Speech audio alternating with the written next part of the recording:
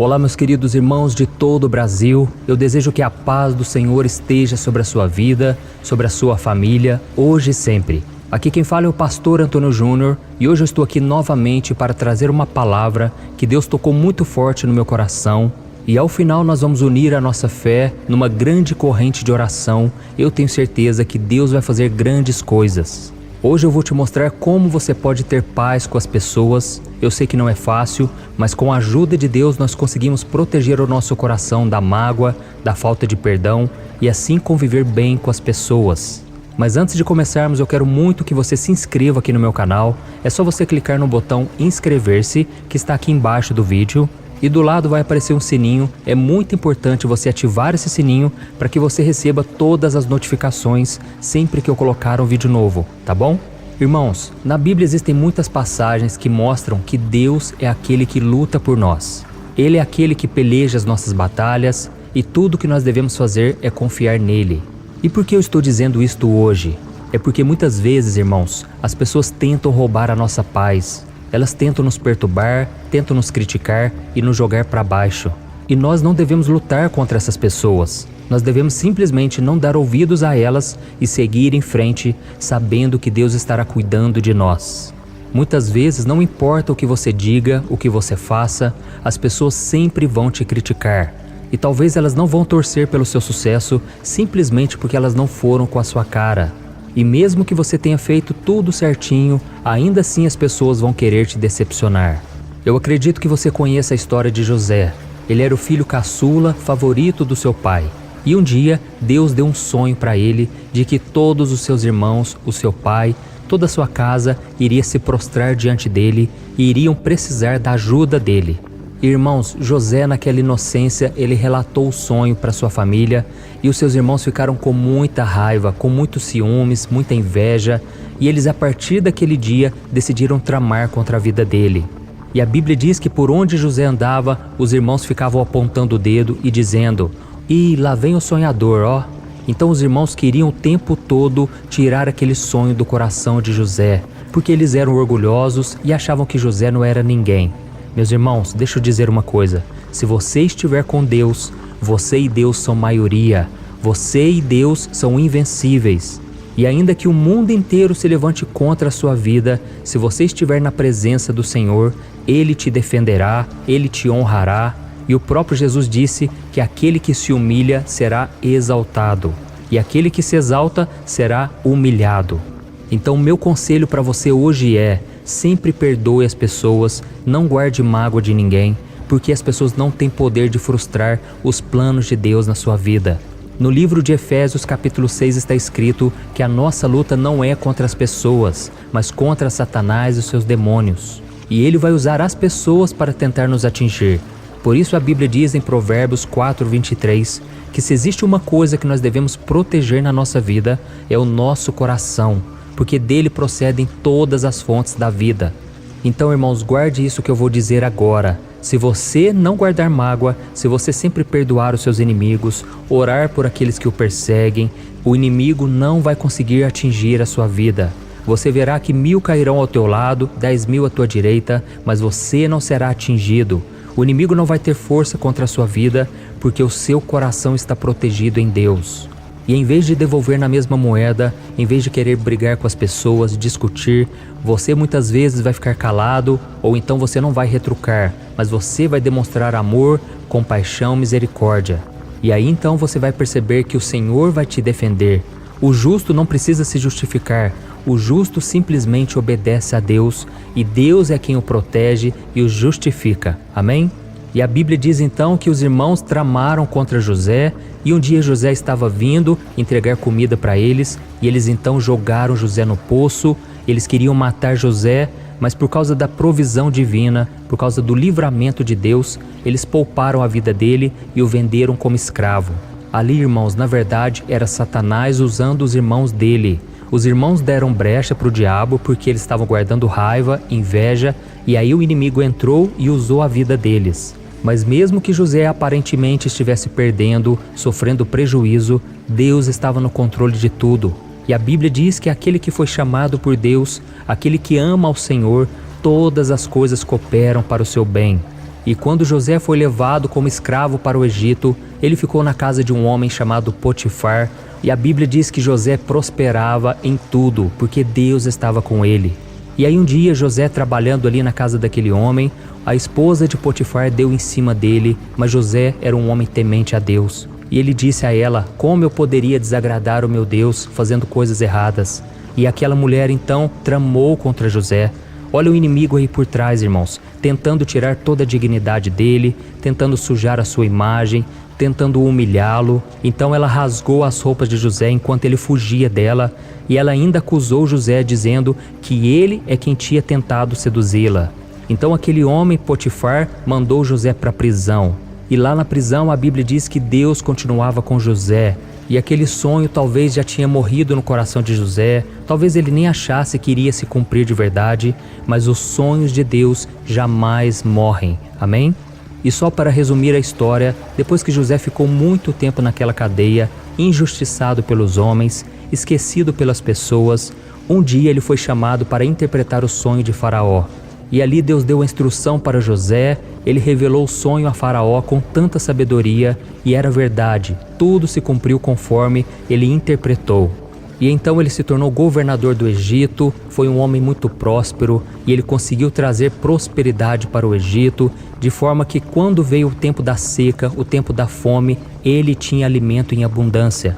E foi aí que a sua família começou a passar necessidade. A sua família começou a sofrer, até que Deus usou a vida de José para liberar o perdão, para abraçar os seus irmãos, e ele então pôde sustentar toda a sua casa. Irmãos, olha como o mundo dá volta. Aquele José que foi desprezado, vendido como escravo, humilhado, dado como morto pelos irmãos, de repente se tornou aquele que sustentou a sua casa. Meus queridos irmãos, Deus tem uma obra na sua vida e na sua família. E Deus pode usar a sua vida. Eu não creio que eu estou falando isso da carne, mas é o Espírito Santo que está te dizendo: você hoje é coluna na tua casa, você hoje pode salvar toda a sua família, não pelos seus méritos, pela sua força, mas pelo poder do Espírito Santo. Você pode ser aquele que vai levar a mensagem do Evangelho, a mensagem do perdão, do amor de Deus. Você pode ser usado pelo Senhor para resgatar os teus parentes que hoje estão escravizados no pecado, na mágoa, na falta de amor. Você pode ser um instrumento do Senhor. Amém?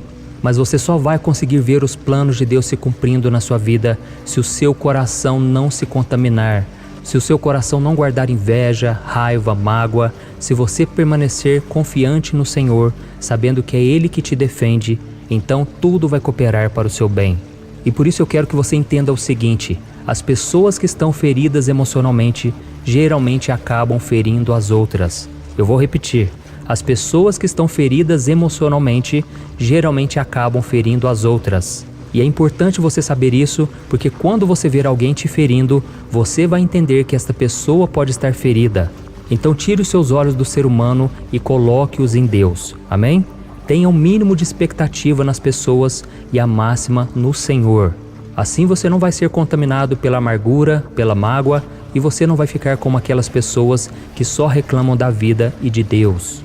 E eu quero ler uma passagem que está em Hebreus capítulo 12, o versículo 14 e o 15, que diz assim: esforcem-se para viver em paz com todos e para serem santos. Sem santidade ninguém verá o Senhor. Cuidem que ninguém se exclua da graça de Deus, que nenhuma raiz de amargura brote e cause perturbação, contaminando a muitos. Olha isso, irmãos. Essa passagem mostra que nós devemos nos esforçar para viver em paz com as outras pessoas. E nós devemos também tomar cuidado para que nenhuma raiz de amargura brote em nosso coração, nos contaminando juntamente com as pessoas à nossa volta. E este é um grande motivo porque muitas pessoas têm se afastado de Deus.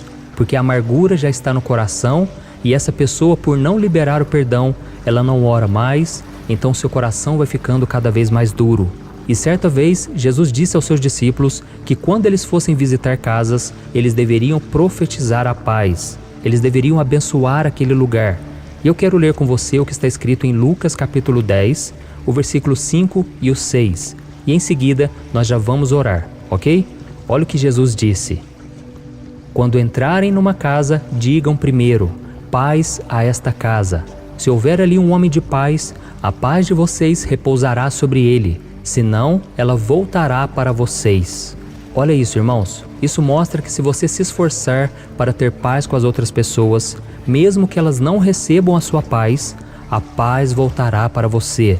Ou seja, você não perde nada em dar o seu melhor. Então, quando você busca fazer as coisas como se fosse para Deus e não para as pessoas, o Senhor te recompensará. Por isso, não espere muito das pessoas, mas faça tudo como se fosse para o Senhor e tenha sempre no seu coração a paz.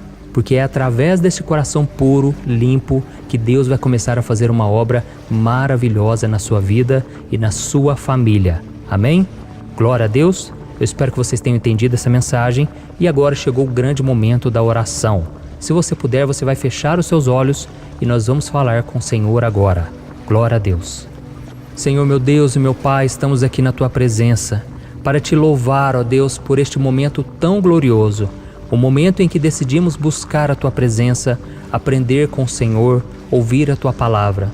Senhor, eu creio que essa palavra tocou profundamente no coração de muitas pessoas. E por isso eu Te peço, Deus, que essa palavra não volte vazia, mas que ela cumpra os Teus propósitos. E eu sei, meu Pai, que muitas pessoas agora estão feridas na alma, estão machucadas porque foram ofendidas, foram decepcionadas e ouviram coisas que elas não queriam ouvir. Mas, Senhor, eu creio que o poder do Espírito Santo pode nos ajudar a perdoar. Por isso, Senhor, pela fé, nós abençoamos aqueles que nos perseguem. Nós oramos por aqueles que nos fizeram mal e nós Te pedimos, tem misericórdia, Senhor. Abra os olhos deles porque eles estão cegos espiritualmente. Eles não sabem o que fazem. Senhor, nós entendemos nessa mensagem que a nossa luta não é contra as pessoas, mas é contra Satanás e seus demônios. E eles têm usado as pessoas para nos atingir. Mas, Senhor, nós Te pedimos agora, blinda o nosso coração, proteja o nosso coração, Senhor. Ainda que nós estejamos feridos, machucados, sensíveis, meu Pai, estamos colocando agora no Teu altar a nossa vida. Oh, meu Pai, quantas pessoas estão chorando agora, meu Pai, porque elas foram ofendidas. Senhor, ninguém acredita nelas, Pai, nem mesmo a própria família dá valor. Mas, Senhor, Tu és aquele que nos levanta, e eu creio que o Senhor honra os Teus filhos. O Senhor levanta o abatido, o Senhor exalta aquele que se humilha. Por isso nós estamos aqui, meu Pai, confiantes de que os Teus sonhos jamais vão morrer. Aquilo que o Senhor colocou no nosso coração vai se cumprir, ainda que demore, ainda que ninguém acredite em nós. Nós cremos, meu Pai, que esse sonho nasceu no Teu coração e que nenhum demônio, nada neste mundo pode frustrar os Teus planos.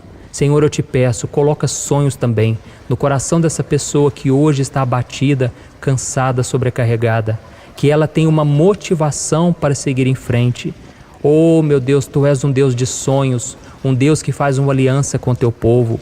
E eu creio que essa aliança não pode ser quebrada, porque ela está fundamentada no sangue de Jesus que foi derramado naquela cruz. E esse sangue hoje nos dá a chance de salvação, do perdão. Nós podemos nos reconciliar com o Senhor. Por isso Te pedimos perdão pelos nossos pecados e Te pedimos, Senhor, venha nos acolher, venha nos abraçar, venha caminhar conosco todos os dias, meu Pai, porque não está fácil, mas o Senhor vai nos capacitar a perdoar, a conviver bem com as pessoas, a buscar viver em paz, se possível, com todos. Em nome de Jesus que eu oro e já Te agradeço. Amém. Glória a Deus.